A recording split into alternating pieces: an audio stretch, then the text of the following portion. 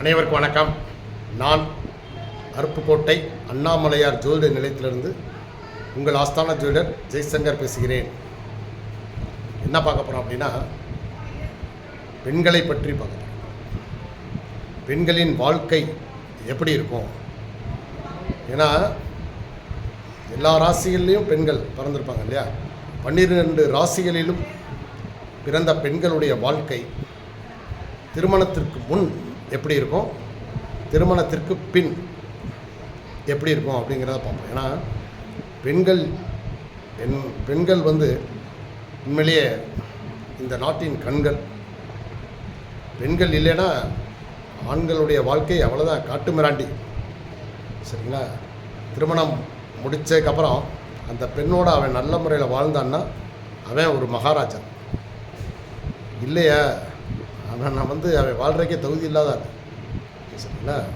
So அதனால் நம்மை நம்பி வரக்கூடிய அந்த பெண்ணை நாம் கண்ணும் கருத்துமாக அவளை நல்ல முறையில் பார்த்துக்கிடணும். சரிங்களா? சில நேரம் சில பெண்கள் கணவனை மட்டம் தட்டுறதுலேயே குறியாக இருப்பாங்க. ஏன்னா அல்லது அவங்களுடைய அந்த சிறு வயது சேட்டைகள் என்ன அல்லது மதிக்காமல் இருப்பாங்க. ஸோ அனைத்தையும் ஆணாகப்பட்டவன் கொஞ்சம் பொறுமையாக தான் போகணும். பொறுமையாக போனால்தான் அவங்க வாழ்க்கை நல்லா இருக்கும். சரிங்களா? ஏன்னா இப்போ மனைவியை கொடுமைப்படுத்தக்கூடிய ஒரு கணவனாக இருக்கட்டும், அவனுக்கும் பொம்பளை பிள்ளைகள் பிறந்திருக்கு இல்லையா? அவனுக்கு ஒரு பொம்பளை பிள்ளை பிறந்துருச்சுன்னா அந்த குழந்தை நல்லா இருக்கும்னு நினைப்பானா, கெட்டுப்போன்னு நினைப்பானா? அவனுடைய குழந்தை நல்லா இருக்கும்னு நினைப்பான்.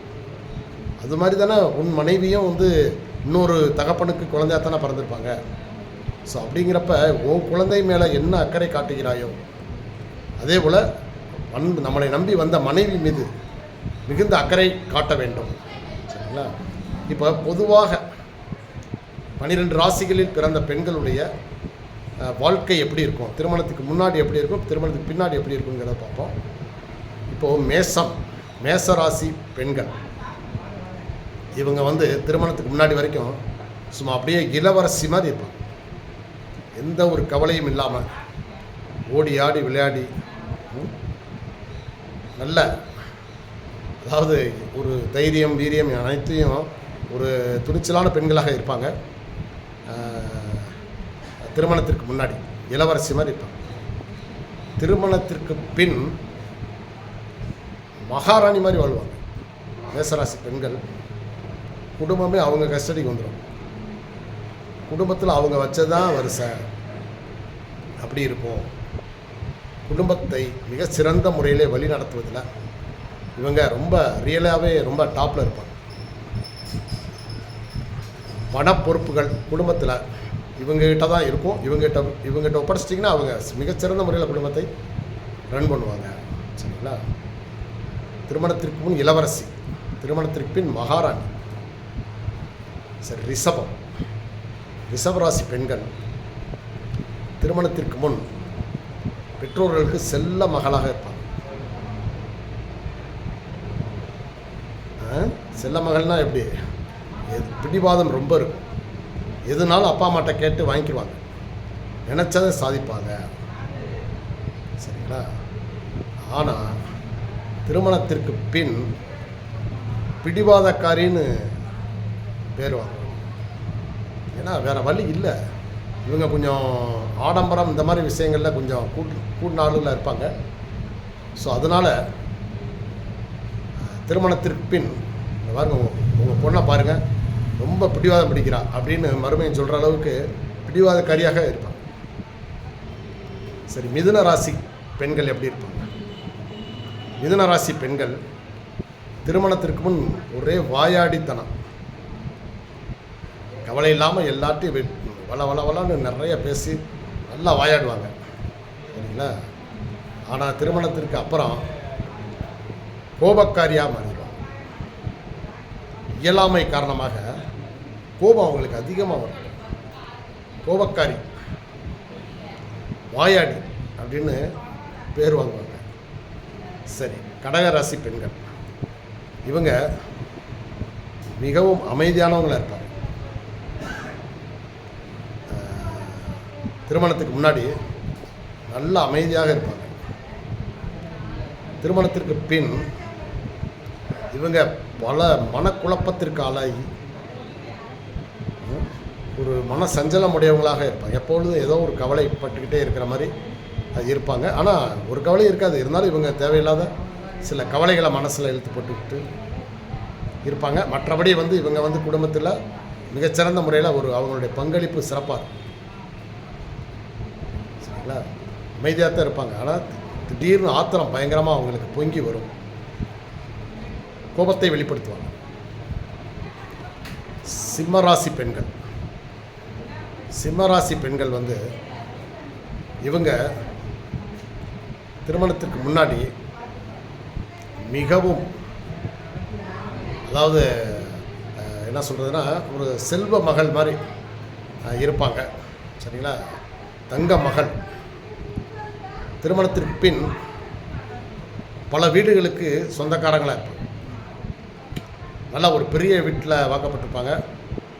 ஏன்னா அந்த பாருங்க, அவங்க பண்ணுற நாட்டாமையே தனியாக இருக்கும். அந்த மாதிரி அப்படியே அது இருக்கிற இடத்த அப்படியே கலகலப்பாக இதாக்கிடுவாங்க. கன்னி ராசி பெண்கள் திருமணத்திற்கு பின் ரொம்ப சோம்பேறித்தனமாக இருப்பாங்க. எது சொன்னாலும் போமா, நான் போகலை, நீங்கள் போய்ட்டு வாங்க, என்ன சொன்னாலும் அந்த மாதிரி கொஞ்சம் சோம்பேறித்தனம் நிறையா இருக்கும். ஆனால் திருமணத்திற்கு பின் படு சுறுசுறுப்பு, ஓவர் சுறுசுறுப்பு. பாரு, நம்ம வீட்டில் இருந்தப்போ ஒரு வேலை பார்க்கல, இப்போ அவள் வீட்டில் மட்டும் எவ்வளோ வேலை பார்க்குறா பாரு, மாமியார் வீட்டில் போய் அல்லது அவங்க வீட்டில். அப்படி சொல்கிற அளவுக்கு மிக மிக சுறுசுறுப்பாக மாறிடுவாங்க கன்னிராசி பெண்கள். வேறு வழி இல்லை. அவங்க குடும்பத்தை அவங்க கண்ணும் கருத்துமாக பார்ப்பாங்க. எந்த அளவுக்கு சோம்பேறித்தனமாக இருந்தாங்களோ அந்த அளவுக்கு இரவும் பகலும் குடும்பத்துக்காக அவங்க வேலை பார்ப்பாங்க. சரி, துலாம் ராசி பெண்களுக்கு திருமணம் ஆகிற வரைக்கும் எதுவுமே தெரியாது. எங்கேயும் வெளியே போயிருக்க மாட்டாங்க. ஆனால் திருமணம் ஆனதுக்கப்புறம் எல்லாமே தெரியும். சூழ்நிலை அப்படி அமைஞ்சிக்கணும். எல்லாமே இவங்களே போயிட்டு வர மாதிரி வந்துடும். ஸோ அதனால் இவங்க உலக நடைமுறைகளை நல்லா தெரிஞ்சுக்கிடுவாங்க. எல்லாமே இவங்களுக்கு தெரியும். திருமணத்துக்கு முன்னாடி பாவம் எதுவுமே தெரியாது.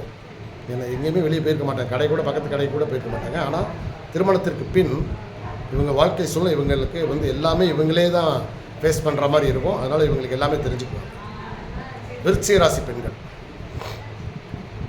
திருமணத்திற்கு முன் சும்மா முன் கோபம்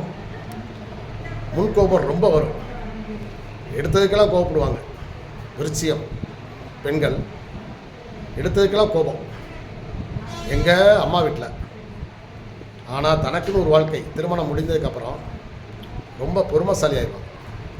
ஏன்னா இயற்கை கொடுக்குற அடி அப்படி. வாழ்க்கையில் மாறி மாறி சில கஷ்டங்களை கொடுத்து அந்த இருந்த கோபம்லாம் எங்கிட்டு போச்சுன்னு தெரியாத அளவுக்கு அப்படி மிகவும் பொறுமைசாலி ஆயிடுவாங்க. ஏன்னா தன் குடும்பத்தை ஆனால் மிகச்சிறந்த முறையில் நிர்வகிப்பாங்க.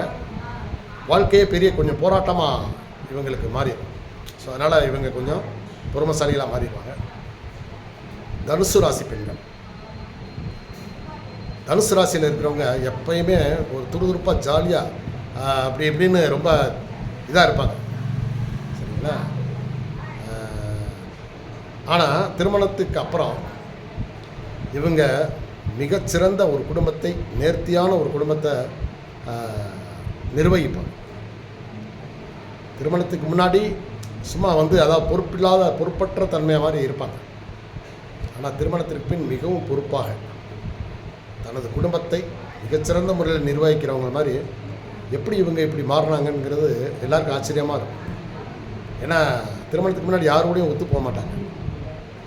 அண்ணன் தம்பி இருந்தாங்கன்னா அவங்களோட சண்டை போட்டுட்டே இருப்பாங்க. அப்படியே ரிவர்ஸ், மேரேஜுக்கு அப்புறம் அண்ணன் தம்பிகள் கூட பிறந்தவங்க மேலே ரொம்ப பாசம், தன் பிள்ளைகள் தன் குடும்பத்து மேலே ரொம்ப ஒரு அக்கறை, எல்லாமே இவங்களுக்கு அப்படியே மாறிடுவாங்க. மகர ராசி பெண்கள் எப்பயுமே இவங்க ரொம்ப அப்பா அம்மா செல்லமாக இருப்பாங்க. ஆனால் திருமணத்துக்கு அப்புறம் அவங்களோடையே வந்து பகையாக மாறிடுவாங்க. அப்பா அம்மாவே பிடிக்காமல் போயிடும். குடும்பத்திற்காக, ஏன்னா இவங்களுக்கும் அது மாதிரி தான், இவங்களும் வந்து குடும்பத்திற்காக மிகவும் கஷ்டப்படக்கூடிய ஒரு சில சூழ்நிலைகள் இவங்களுக்கு இருக்கும்.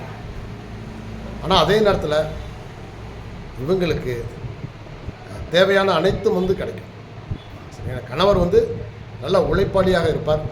அதனால் இவங்களுக்கு தேவையான அனைத்து வசதிகளும் கிடைக்கும். பட் ஆனால் மன கஷ்டங்கள் இவங்களுக்கு இருக்கும்.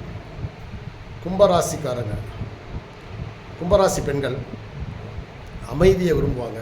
மேரேஜுக்கு முன்னாடி பார்த்திங்கன்னா தனிமை, எப்போ பார்த்தாலும் தனிமையிலேயே தான் இருப்பாங்க, யாரோடையும் அதிகமாக சேர மாட்டாங்க.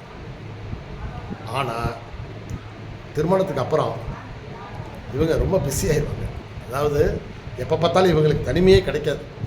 ஒன்றும் வேலை வேலை வேலைன்னு வேலை, அப்படி இல்லைன்னா யாராவது சொந்தக்காரங்க வீட்டுக்கு வந்துக்கிட்டே இருப்பாங்க. இவங்களுக்கு அந்த தனிமைங்கிறதுக்கு வேலை இல்லை. பிள்ளைகளுக்கு சொல்லித்தர்றதுலேருந்து எல்லாமே வந்து இவங்க குடும்ப பொறுப்பை பூரா இவங்களே முழுசாக நிர்வகித்து இவங்களுக்கு ஒரு ஓய்வுங்கிறதே கிடைக்காது.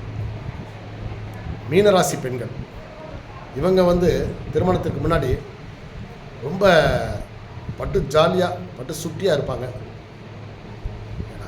கொஞ்சம் சோம்பேறித்தனம் எல்லாமே கொஞ்சம் இருக்கும். சரிங்களா? ஓய்வை ரொம்ப எப்படா ஓய்வு எடுக்க மாட்டோம்னு இருப்பாங்க. ஆனால் திருமணத்துக்கு அப்புறம் இவங்களுக்கு குடும்பம்தான் கோவில். குடும்பத்தை மிகச்சிறந்த முறையில் நிர்வகிப்பாங்க. குழந்தைகளுக்கு அரசி, குழந்தைகளுக்கு இந்த தாய், இந்த பெண்ணை வந்து ரொம்ப பிடிக்கும். தன்னுடைய குழந்தைகளுக்கு ஒரு பெரிய ஒரு முன் உதாரணமாக மீனராசி பெண்கள் இருப்பாங்க. குடும்பத்தை அவ்வளோ ஒரு கண்ணு கருத்துமாக நேசிப்பாங்க. ஓய்வறியாத ஒரு